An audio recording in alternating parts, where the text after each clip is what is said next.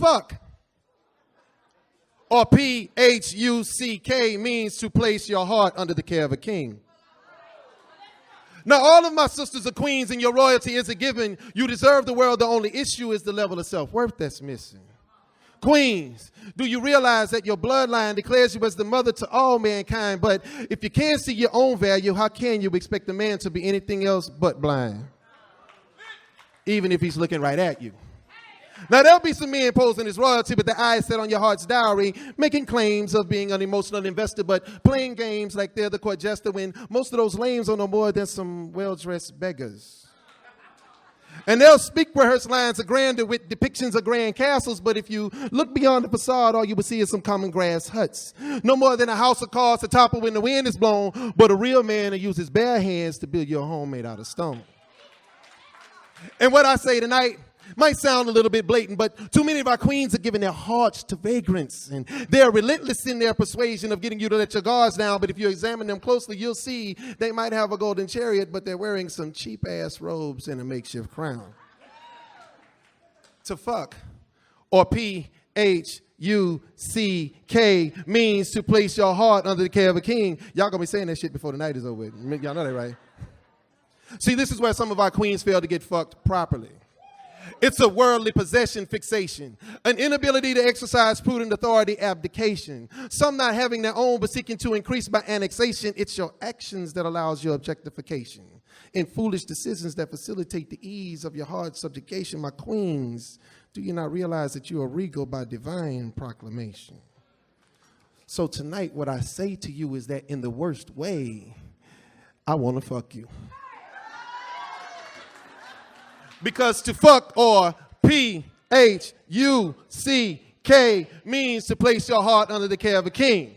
And with each child, a king is made by birthright, but he will only gain that kingdom if he works, stays true to himself, and walks in a spiritual light. It's a legion of saints that surrounds his castle, not men, and only a connection with God will allow access within. A king never criticizes his queen, but he will most certainly defend.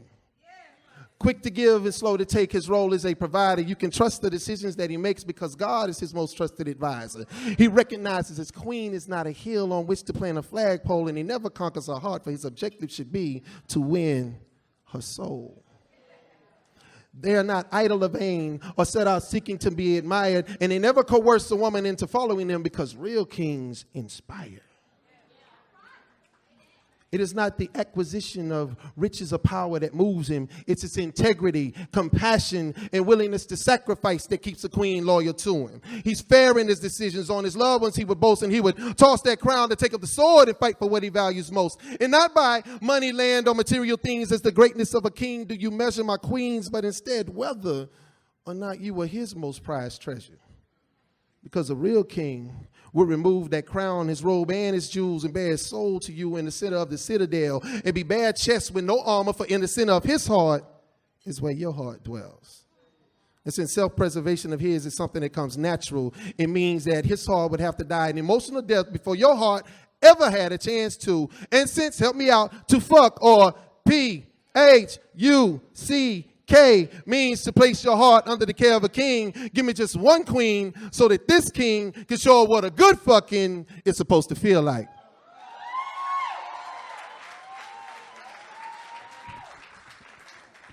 All right, y'all pick a number, 1 or 2. It really didn't matter what the fuck y'all was going to pick. I was going to do what I was going to do anyway.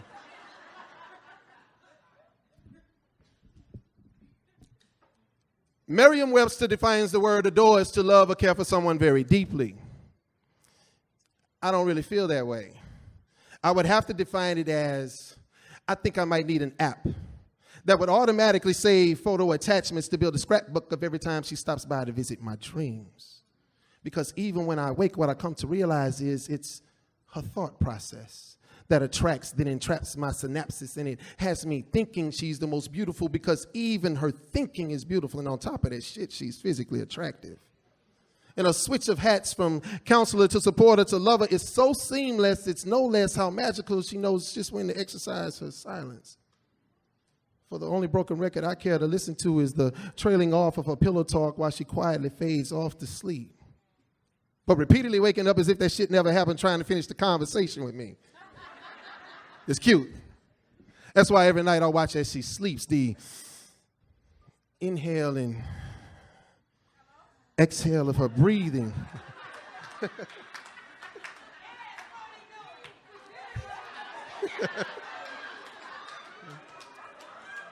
Start do that again.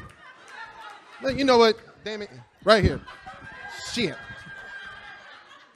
The inhale and exhale of her breathing brings me peace. Like waves lapping on the beach, it relaxes me. So much that it causes me distress when I know my queen can't rest in a scent. Dear God, it must be heaven sent. It has to be of divine essence. No flower or designer fragrance, powder, nor incense has the same effect on my thirst and shit. I just want about her pheromones so I can breathe them when she's not in my presence. But then again, I think I'd rather be sunshine so I could warm her soul from the insides. Caressing that beautiful natural skin, both her good and her bad side. She's the reflection of perfection, love personified. God made her so there's no need to modify. And her conversation, well, her conversation is euphoric. I'm talking total metaphoric stimulation. She feeds me metamorphic paradigms that has my mind in a constant state of masturbation. And her voice, that voice is so beautiful. Every syllable she enunciates is a gift. Make me want to tattoo her mouth on my eardrum so everything I hear has to pass through her lips.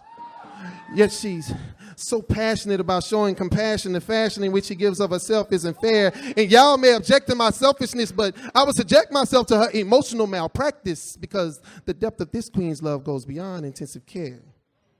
You see, I was roaming the land of fair relationships as a nomad, but I've taken up new residence in that space she created for me inside of her heart, and it's been my permanent address ever since. She rides shotgun in my thoughts.